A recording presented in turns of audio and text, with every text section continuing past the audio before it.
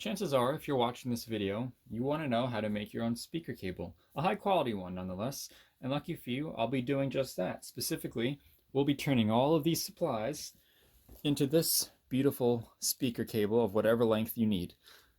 Honestly, it came out pretty nice, you got to admit.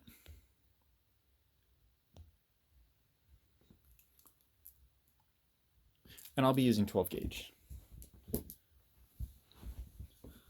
So I'm not going to be boring you with a giant introduction. Just know that of all your supplies, the shrink tubing, the braided sleeving, the cable itself, banana plugs, whatever, just have extra. Trust me, you're going to want it.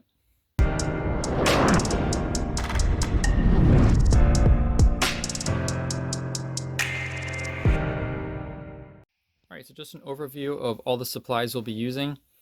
Just know that of all the research I did, this is what I found to be the best of the best in terms of quality, price, and overall value without spending like $1,000. And they happen to work very well in conjunction with each other.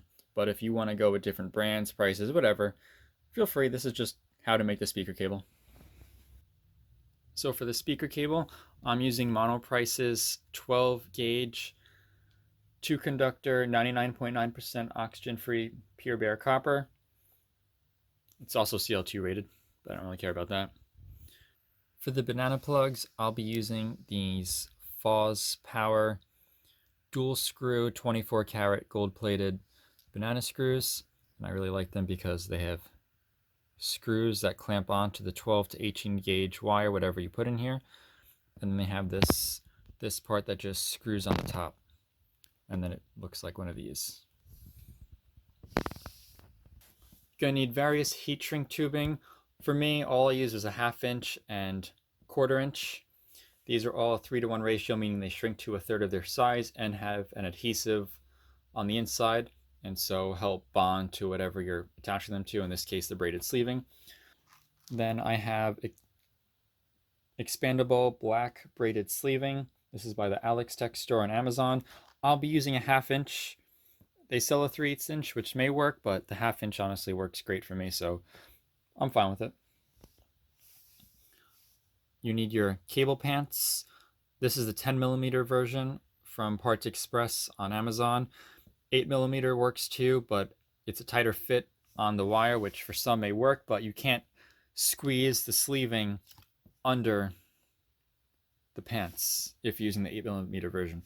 With the 10mm version we're using, the sleeving on top of the wire will fit underneath the pants.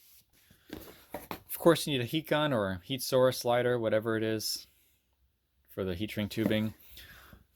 Need some wire strippers, pliers, scissors, and a small flathead screwdriver if you're going with these dual screw banana plugs. All right, so first you need to get your speaker cable, and once you find whatever length you need, whether it be using a tape measure, a piece of string, or just lining this up with whatever place you need, got to cut it. So I'm just going to take my length. I already predetermined this. Got to cut the wire.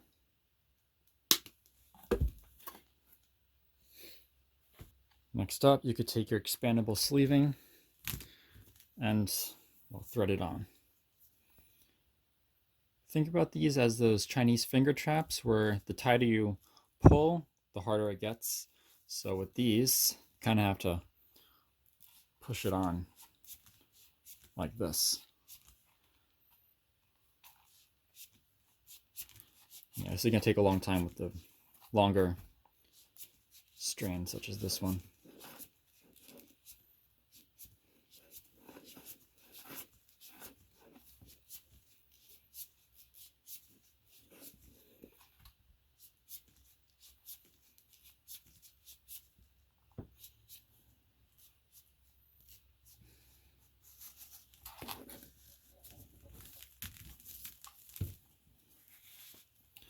I could already tell this is going to be a pain.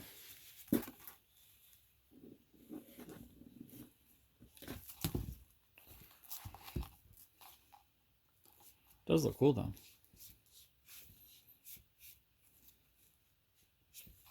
Once we're here, you can start getting the wire exposed. Again, just make a small cut.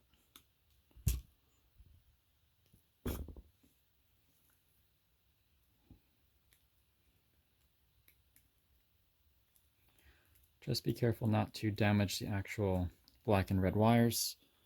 And always give yourself extra room to work with. Like an extra foot or two is not a bad idea. You don't want any tension on those wires when they're plugged in.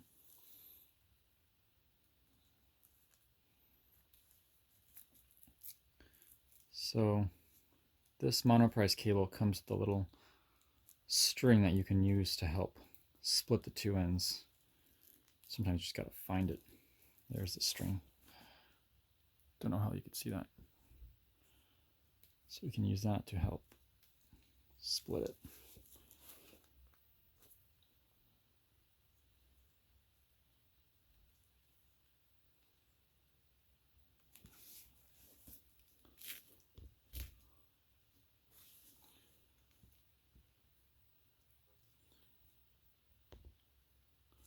All right, so how much is enough?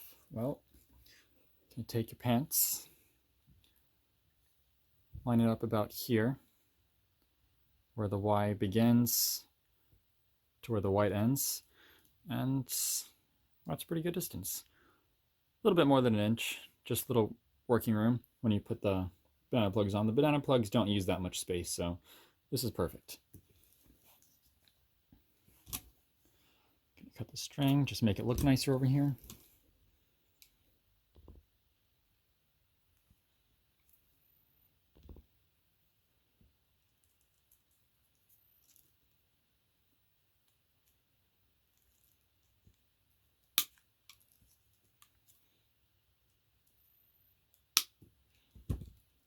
All right. So now we could just trim off all this extra fray, because I don't like that.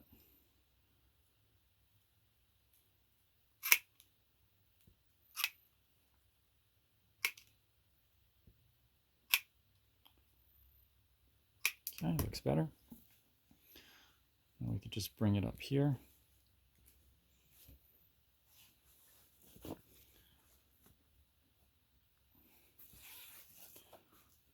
I like to have it roughly around here. You can take about roughly 3 inches of the 1/2 inch heat shrink tubing.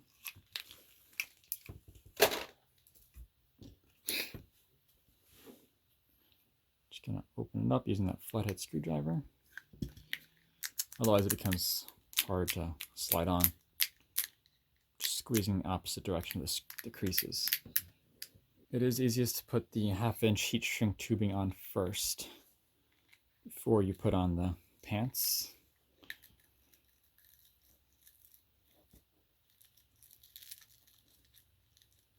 Just makes your life a lot easier.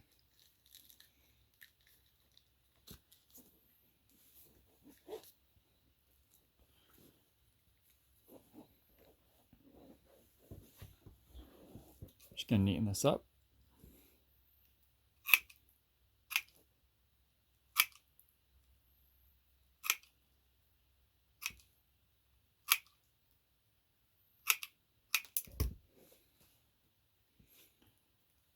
Put the pants on. Remember, with this 10 millimeter version of the pants, the braiding fits underneath the pants. With the 8 millimeter, not enough room. So just make sure that braiding is up until about here. Then you make sure it's flat.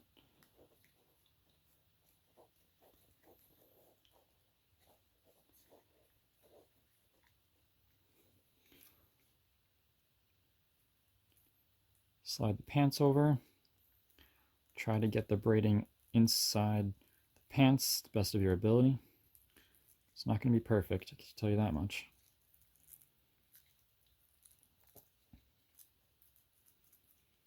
Okay. Pull by the wires to make sure the pants are on all the way. Give it a nice, squeezing this tightly, give the braiding a nice tug to make sure it's not bunched up. Slide the tubing around. Make sure those pants are still on snug.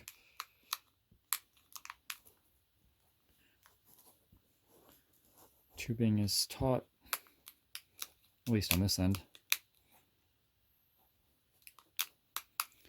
Where you put the shrink tubing, it's up to you. I just happen to use it over here.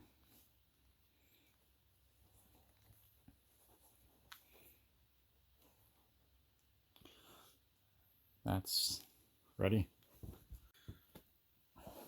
Now that this looks like that, when you got your heat gun, lighter, whatever the heat source is, put it on high. Give it a few seconds to get hot.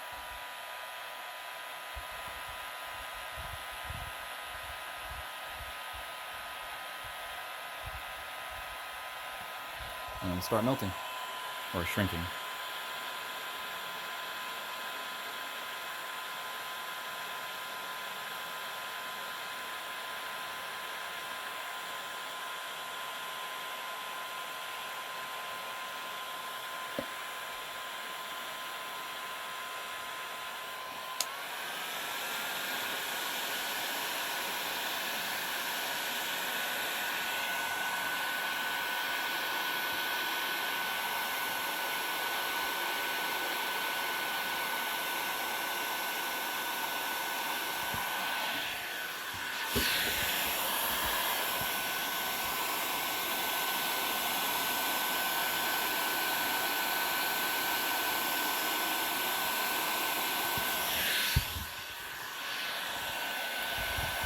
Trying to get it all around.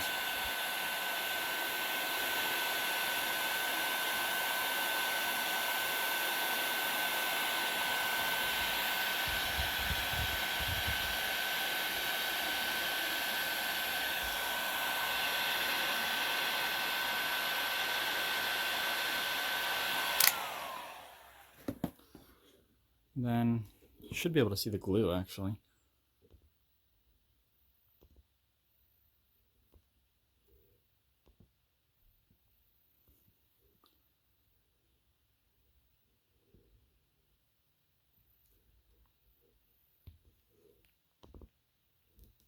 I can see the glue coming out the side.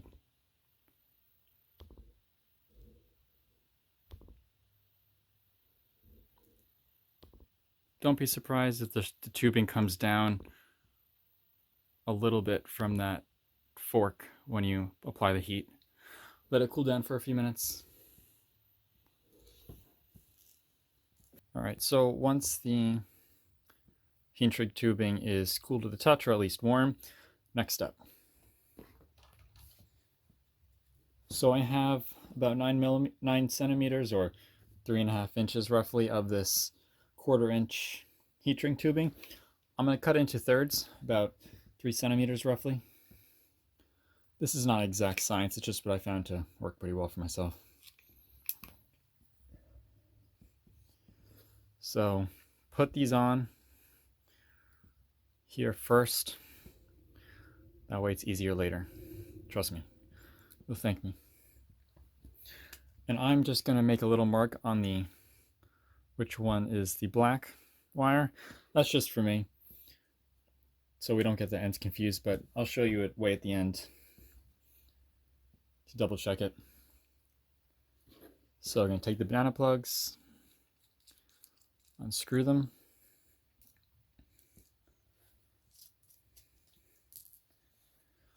and one at a time, just going to unscrew it. Most of the way, not completely where the screws come out.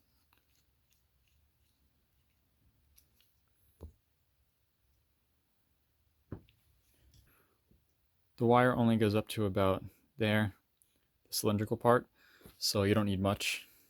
As you can tell, it's way too much. So I'm going to trim it down. Give yourself a little excess just in case.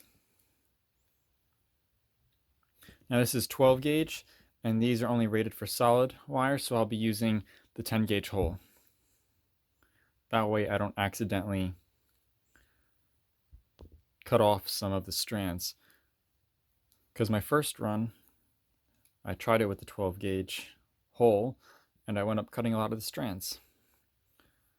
So this just works pretty well. Using the 10 gauge hole, I mean, which is what I'm doing. Or if you have one that's specifically designated for stranded, then it should be the same as a 10 gauge hole for solid.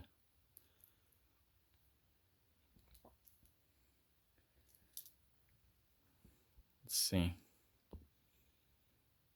I just a little twist, and I'll be putting on in the same twisted fashion. See, I can cut off a little bit of the wires.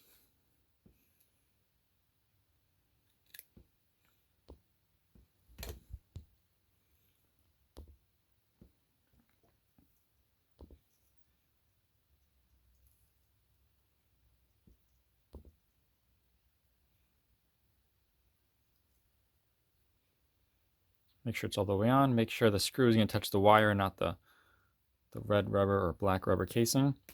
Hold that on there tight. Screw the bottom one on first.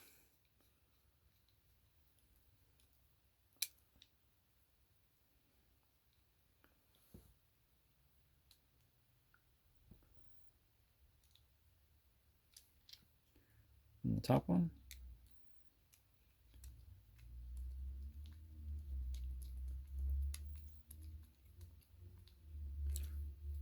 And just make sure you can still see the wire, which I can.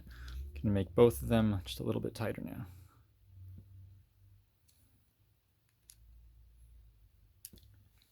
All right, so that one's on there. Awesome. Now I'm going to slide the tubing on, because if you put the tubing on now, it'd be really difficult because it just barely fits on top of this banana plug.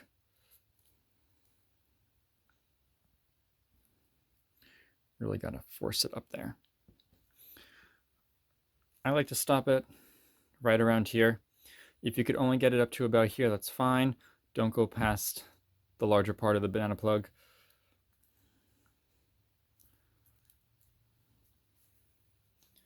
And yes, if you're concerned about the oils on your hands touching this part, wear gloves or wipe it off at the end. So this side is ready to get heat, but I'm gonna do the other side too.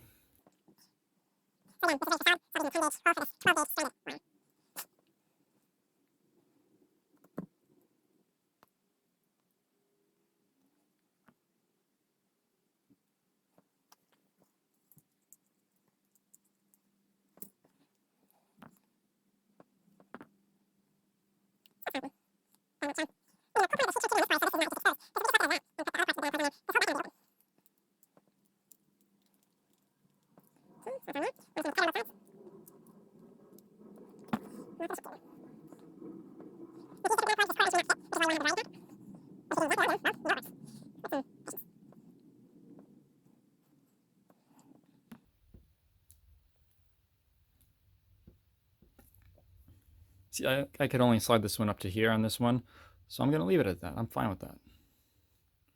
Mostly.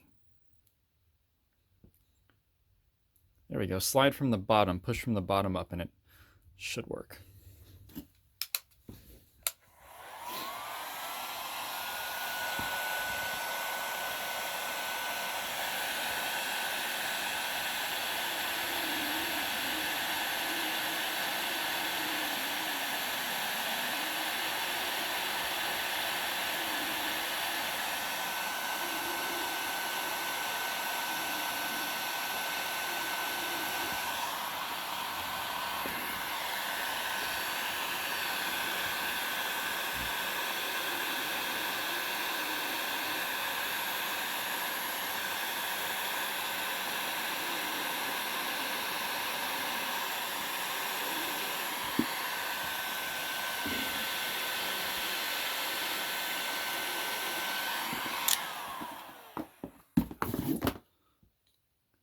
Probably see the glue or shiny stuff. That's the glue, the adhesive. Now just let it cool down for a little bit, a few minutes. All right, so once they're cooled down, we can put the covers on. And the reason I marked it myself was because I need to know which one is the black wire. That way I could put the gray lettered one on the black wire and the red lettered one on the red wire. And if you forget, I'll show you at the end how to just double check. Because you don't want to mix match that polarity. So this just slides on. Push down and twist. Sometimes they twist on pretty easily. Sometimes the heat shrink makes it a little difficult. So just be patient with that.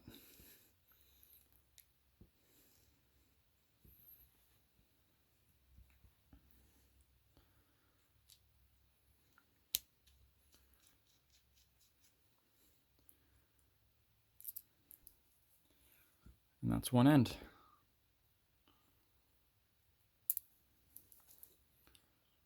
One end down, one end to go.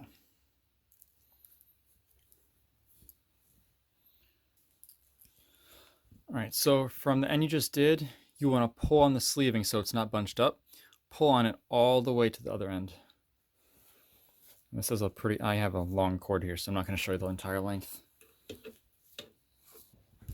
So this is the other end. Here we go. So I'm just going to cut the sleeving right there.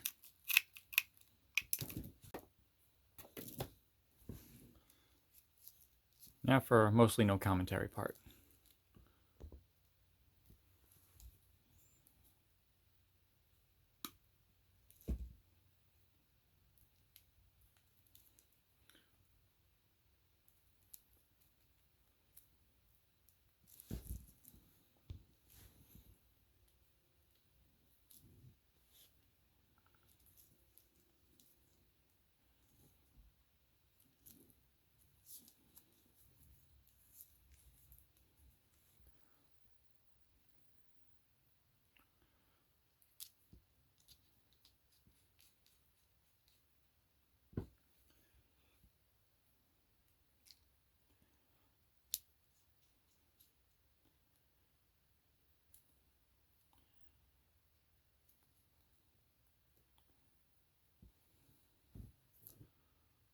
And that's the other side. They're all done. Now, something else you could do to make sure the red on this side is the same as the red on that, like if you didn't mark it or just want to double check, take a multimeter, whatever you want to call it. Just test for continuity across each one. Continuity just means that it's a complete circuit. So if I touch the red on this one, I should hear a beep. I do. And if I touch the red on this one and the black on that one, there should be no beep. And if there is, just take off one of the connectors and switch them so the red is the red and the black is the black. And that's it. Then you're good to go. All right, well, that's it. I hope you guys enjoyed. If you have any questions, feel free to ask. Anything I used, the link will be in the description, so definitely check that out. Now, a few tips and just things I want to say that I didn't want to bore you in the beginning. If you're still listening, maybe this may be worth your while. When it comes to the gauge of the wire you go with, your scenario may vary, your budget may vary, and so that may determine whether you go 12, 14, 16, 18 gauge wire, whatever, or instead of you go with 2 conductor, you go with the 4 conductor and you wrap 2 pairs together. Again, it varies. There are other YouTube videos or websites that you could Google that could go more in depth into that. But when it comes to the lower the gauge, in other words, the thicker the cable, you have less resistance, and your runs or your cords, your cables could be of a longer distance and still retain that quality over that distance. Like, for example, a 12 gauge cable with your typical 8 ohm speaker could go about 120 feet roughly.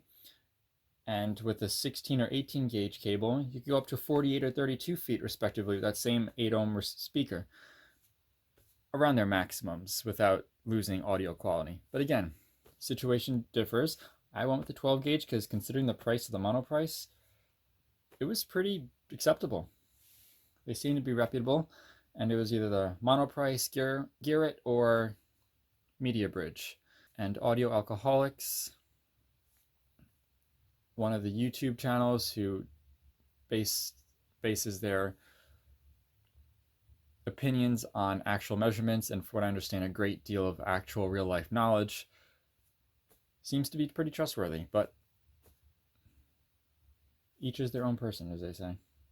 And when you're talking about the different gauge cables, that when you're comparing something, for example, the 12 gauge compared to like your typical 16 gauge speaker cable, well, other than price and thickness of the cable, and might I just tell you that when I first looked into this stuff, I thought the 12 gauge would be like really stiff Like if you got your typical 12 gauge wire from Home Depot just to run around the house in the behind the walls to, connect the outlets together or switches, all that stuff. I thought it'd be stiff like that. It's really not. It's kind of like an HDMI cable, your typical HDMI cable in terms of flexibility, which is awesome.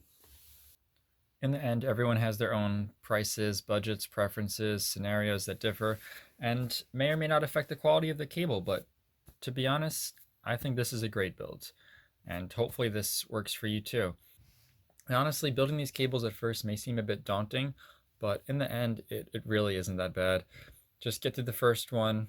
If you need to, use a scrap one just to see how it goes. But if you follow this video and or use exactly what I'm using, piece of cake. Save some money, a lot of money maybe, get great stuff. Besides, you built it yourself. You should be proud of yourself.